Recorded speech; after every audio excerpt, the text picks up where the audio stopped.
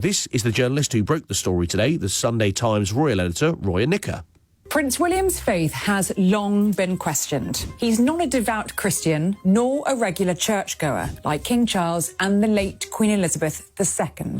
Now, ahead of the Archbishop of Canterbury's enthronement, William has decided to draw a line in the sand on the issue of his personal faith. He's addressed questions about his belief, confirming his quiet faith and his wish to establish a new, strong and meaningful bond with the church and its leadership. Roya Nikkhah from the Sunday Times speaking there. My question is, does it matter if our next and indeed future heads of state are religious? Does it matter to you? It may obviously matter constitutionally, but I'm wondering if it matters to you. Does it irk with you? Does it irritate you? Does it surprise you that we've had this pretty sort of honest admission from not quite William himself, but certainly we are told aides?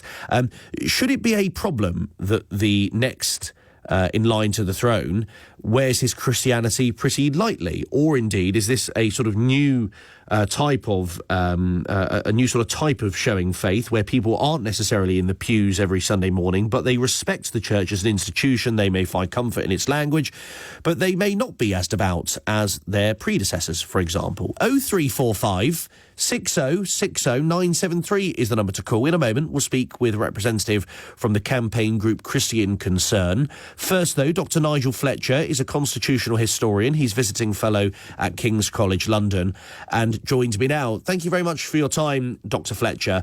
Can we, how much of a break with the past is this compared with the many monarchs who've preceded Charles? Well, it's a significant break, not only with previous monarchs, but most significantly, it's a break with the 70 years that we experienced under his grandmother. Elizabeth II was not only of her time. If you go back to the 1950s when she took the throne, most people in the country would consider themselves to be Christian. Most of them would have gone to church.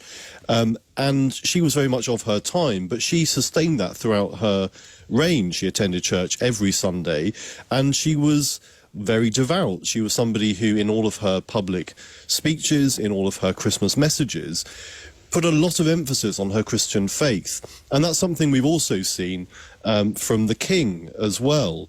He sort of has pushed the envelope a little by talking about the importance of interfaith relations, and there was talk of him wanting to be seen as a defender of faith rather than of the faith when he became king. That was something that wasn't formally done, but we know that's his attitude. So there has been a slight loosening, but he himself is very devout as well. So it's a significant change if you go back sort of into the past history of the country with previous monarchs. But I think for William, it's much more of a generational change. He is representative of a younger generation who are not as devout and who are not as regular churchgoers. So I think that it is something which matters constitutionally, as you say. It is something which is required. He will be, when he becomes king, supreme governor of the Church of England.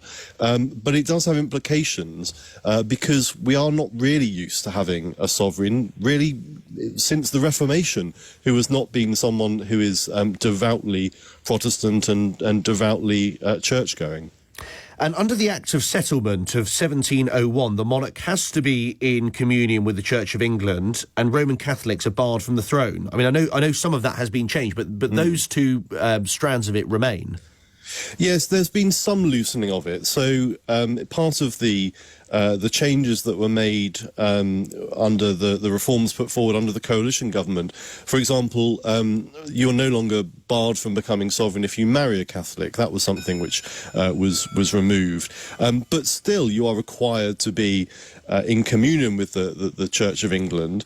And that, of course, dates back to the Reformation, and we've had Parliament overthrowing monarchs effectively who have not been Anglican. So this is important constitutionally and historically, but it is still a vestige of a bygone age. And the question of disestablishment, of whether it's right for us to have an established church in the modern era, is one that I think will come up again. And it's a question which I think this sort of story, and we know that this story has been placed there because he will be attending the enthronement of the new Archbishop of Canterbury this week.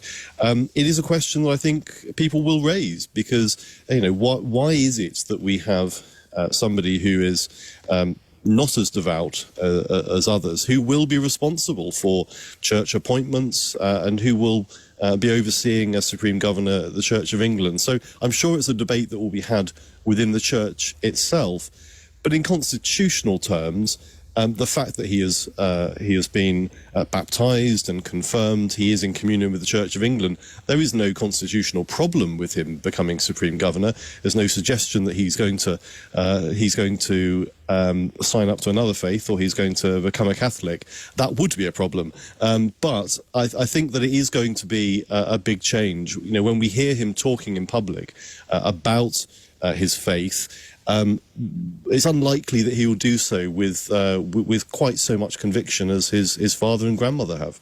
Fascinating. Thank you very much for your time. That's Dr. Nigel Fletcher, who's a constitutional historian. He's a visiting fellow at King's College London.